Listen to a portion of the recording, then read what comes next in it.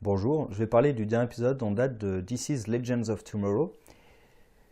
Bon, qui est à mon sens quand même un peu meilleur que les autres, mais bon, avec cette série de toute façon on est tellement bas que un peu plus, un peu moins, franchement ça change pas trop, mais il n'y a pas de grosse débilité dans cet épisode, je trouve. Alors il y a des trucs complètement inutiles, mais il n'y a pas de trucs vraiment foncièrement débiles, à part peut-être l'arc de Rip. Et alors Rip Hunter est dans cet épisode, pour moi c'est vraiment le point positif parce qu'il fait avancer l'histoire.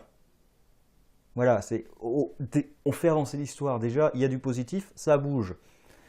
Alors, Rip Hunter est à Londres. J'ai eu peur au début parce que je vois Londres 1889. Donc je me suis dit, oh non, ils vont pas faire Jack l'Éventreur. Non, ils font pas Jack l'Éventreur, ils font les vampires. Dans l'épisode, essaie bien de nous faire comprendre que vampire, attention, parce que juste après, on cut sur Rory qui lit Bram Stoker, Dracula. Et quand on lui apprend qu'il y a des vampires, il sort un peu, ah, j'ai toujours rêvé de tuer un vampire. Attends, mais t'avais ce pieu sur toi tout le temps? Ouais, j'ai toujours rêvé de tuer un vampire. Et même à la fin, pareil, ils sont tous en stress et tout. Plus que 3 pages, plus que 3 pages. Non mais on a compris, il y a le thème du vampire, sauf qu'il n'y a pas vraiment de vampire. Donc, on a compris que vous vouliez faire le thème du vampire, mais il n'y a pas vraiment de vampire déjà, donc c'est débile. Euh, je vais peut-être parler les trucs qui servent à rien. Toute l'intrigue autour de Firestorm, donc qui était un peu teasé dans l'épisode précédent où il y avait le. J'ai toujours perdu, j'arrive pas à retenir son nom, je suis navré, le noir qui fait Firestorm avec Stein et qui était allé voir Ray Palmer pour lui dire qu'il voulait couper la liaison afin que Stein soit enfin libre et puisse aller faire ce qu'il veut. Comment est-ce qu'il coupe la liaison?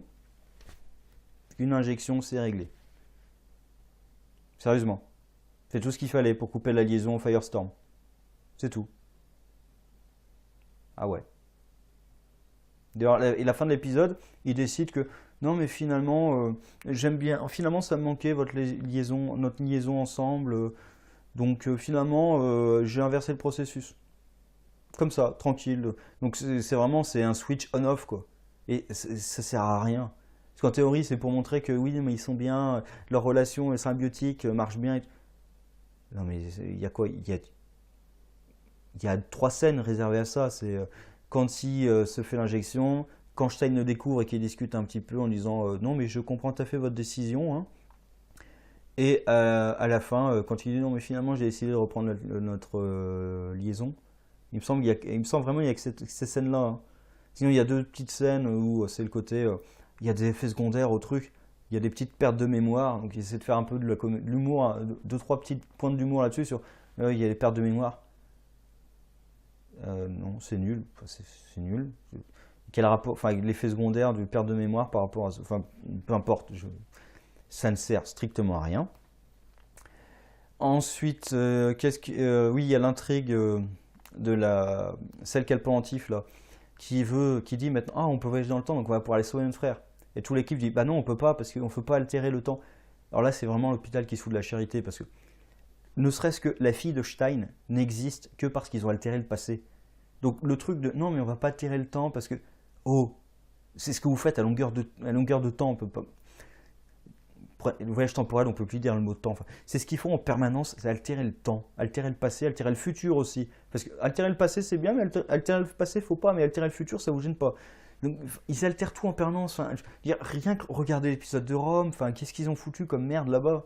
Donc le côté de non mais on va pas pouvoir altérer le passé, non mais tu te fous de la gueule du monde. C'est ce que vous faites tout le temps. Donc ils auraient pu jouer avec le côté que Sarah a dû renvoyer. Il y a Dark dans cet épisode, Damien Dark revient. Et ils auraient pu jouer sur le fait qu'elle a dû renvoyer Damien Dark dans le passé, tout en sachant qu'il allait provoquer la mort de sa sœur et tout, pour lui dire, vous voyez, toi, ton frère est mort, d'accord, mais moi, j'ai dû renvoyer l'assassin de ma sœur dans le passé pour qu'il assassine ma sœur. Et là, il y aurait peut-être pu avoir un truc intéressant, mais non, c'est juste.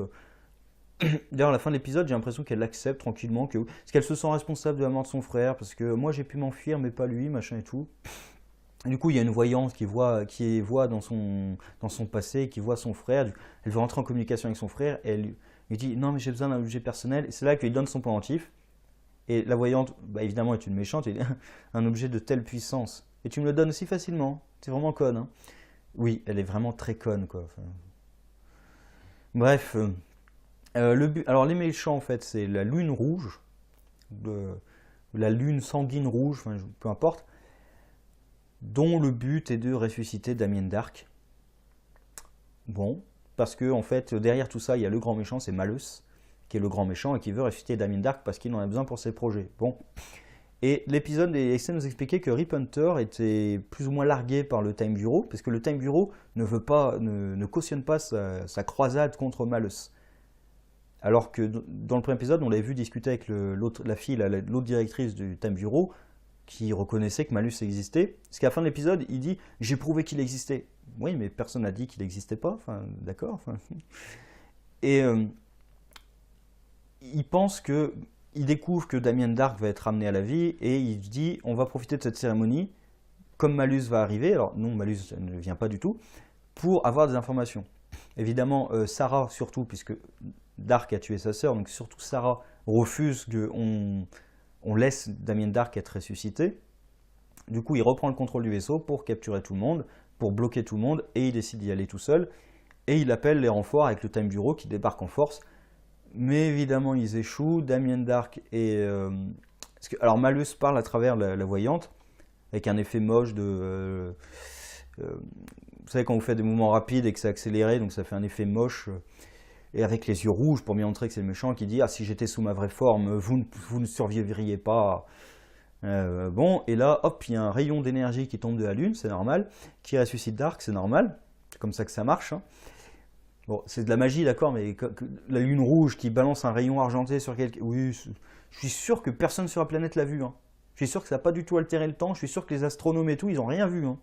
Déjà, rien qu'une lune rouge, ça fait pas bizarre du tout, mais qui balance un rayon argenté sur un nom. Je suis sûr que même en 1888, personne n'observait le ciel avec un télescope. Hein. Personne n'aura noté ça, jamais. Mais de toute façon, on n'est plus à ça près à altérer le temps. Et là... Bon, il y a une scène qui... Oh, si... Oh, c'est pas trop mal. De toute façon, Darhk est cabotine. De toute façon, moi, c'est un truc que j'aimais bien, c'est Darhk qui cabotine à mort. Quand il fait le méchant, il y va vraiment à fond. Ça met un peu de fraîcheur, je trouve. On peut pas aimer. Moi, j'aime bien le côté vraiment méchant, j'y vais à fond. Parce que de toute façon, la série est tellement débile que voilà. Autant y aller à fond et s'amuser, ne serait-ce que pour l'acteur. Et puis nous aussi, si l'acteur s'amuse, on s'amuse un petit peu, bref. Et il y a une scène où donc il déclenche le chaos. Et là, Rip Hunter balance une grenade qui arrête le temps. Alors, question toute conne, pourquoi tu l'as pas fait quand Malus t'annonce qu'il va ressusciter Damien Darhk? Ça aurait empêché la résurrection. Mais bref, il l'active maintenant. Et là, il prend son temps pour aller vers Damian. Et il essaie de le planter. Au moment où il essaie de se planter, Damian se libère de son truc. On ne comprend pas tellement comment. C'est la magie. Ta gueule, c'est magique. Et là, hop, le temps se relance. Donc on se dit que la bombe avait peut-être une puissance limitée, une grenade temporelle limitée. Bon. Et il s'apprête à tuer Rip Hunter. Là, évidemment, nos héros, les Legends, débarquent pour sauver la situation. Damian a l'occasion rêvée de buter tout le monde. Mais parce que la voyante a perdu le pendentif qui a été récupéré par l'autre fille, ah, il faut partir, Malus nous attend. Alors qu'il peut les tuer. Je veux dire, avec ses pouvoirs, il est télékinésique. Il leur brise la nuque en 10 secondes. Pourquoi il ne le fait pas?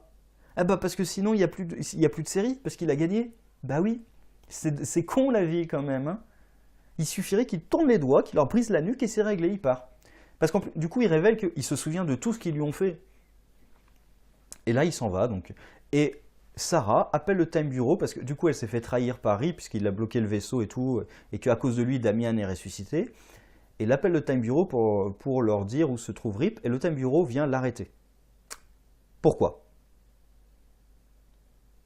Parce que même le mec qui vient l'arrêter, donc l'un des directeurs, lui dit clairement que il avait autorisé l'intervention. Parce qu'il y a le côté, Sarah qui lui dit vous vous rendez compte que des agents sont morts à cause de vous?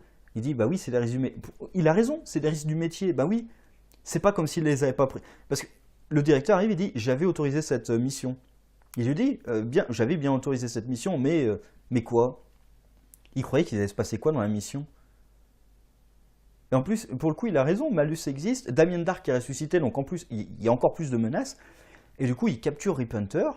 On ne sait pas tellement pourquoi. Au final, il l'accusait de quoi exactement? Il l'accusait d'avoir pourchassé Malus. Il avait raison, Malus existe bien. Et l'opération, il a appelé le Time Bureau pour intervenir. Il n'a pas fait ça secrètement de son côté. Il les a appelés pour intervenir. Alors oui, ils se sont fait buter parce que Damien Dark était trop balèze, mais c'est pas de sa faute à lui.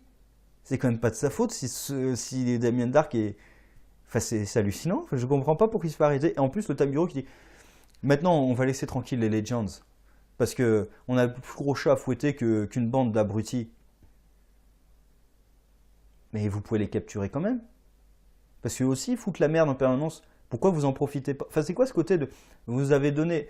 Typiquement, vous avez des petits criminels qui vous appellent pour vous donner la position d'un plus gros criminel. Vous le capturez. Vous dites, non mais vous arrêtez pas, on vous arrêtera une autre fois. Mais non, vous arrêtera pas, hein. Vous êtes des flics ou vous n'êtes pas des flics? Non, vous arrêtez tout le monde. C'est... C'est pas parce qu'il y a des petits criminels qui dénoncent un autre qu'il faut pas les arrêter eux. C'est pas des indices, c'est juste que là, ils voulaient faire tomber ce type. Et surtout, pourquoi est-ce qu'ils arrêtent Rip Hunter? Je comprends pas. Il est accusé de quoi exactement? Qu'est-ce qu'il a fait de mal?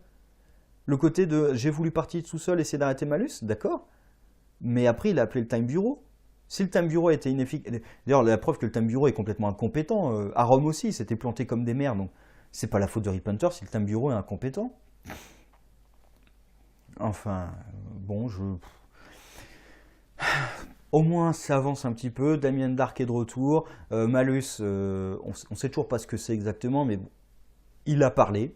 Voilà. On a quand même le grand méchant de la série qui a parlé à travers quelqu'un. L'histoire avance un petit peu. Rip Hunter, il passe pour forcément, comme les Legends passent pour des incompétents absolus. Dès que tu mets quelqu'un qui a l'air un petit peu compétent, genre Rip Hunter, bah tout de suite déjà il est plus classe que les autres. Et bah il a l'air de savoir ce qu'il fait. Même si c'est pas forcément le cas, au moins il a l'air de savoir ce qu'il fait, alors que les Legends sont complètement à la ramasse. Enfin.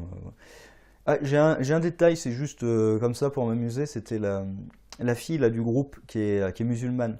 Parce qu'à un moment, elle prie, elle dit, je me suis bien dirigé, parce qu'il faut prier en direction de la Mecque, hein. Alors, je ne veux pas parler de religion ici, hein, mais bref, elle me dit, il faut diriger en direction de la Mecque. Moi, je me suis posé une question toute conne, mais quand elle est dans le time stream, et d'ailleurs, ça pose une autre question dans le time stream, donc quand ils sont entre plusieurs époques, c'est où la direction de la Mecque? Tu pries dans quel sens? Hein? Faut se la poser la question là quand même. Tu pries dans quelle direction, hein? Et à quelle heure? Et aussi, justement la question d'heure, c'est à un moment il dit t'as raté le petit déj. Oh, on est déjà au petit déj, je crois. Je sais plus exactement ce qu'ils disent. On est déjà au petit déj ou un truc comme ça.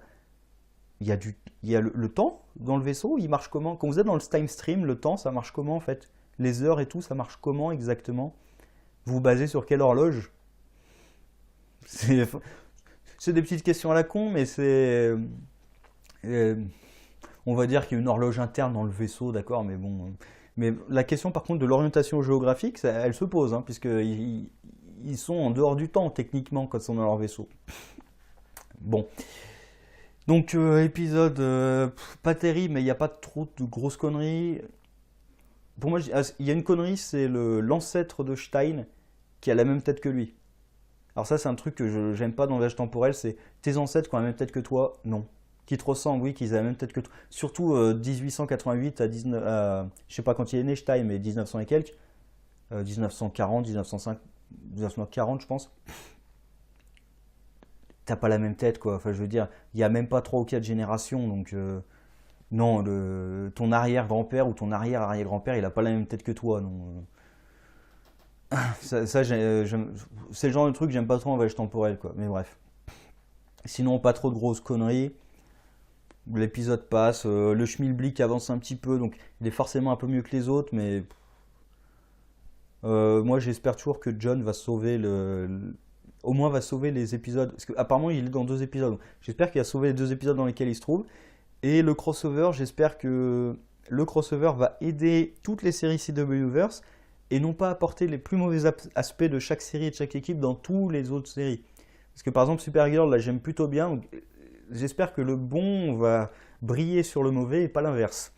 On verra sur le crossover, hein. Bon, sur ce, au revoir.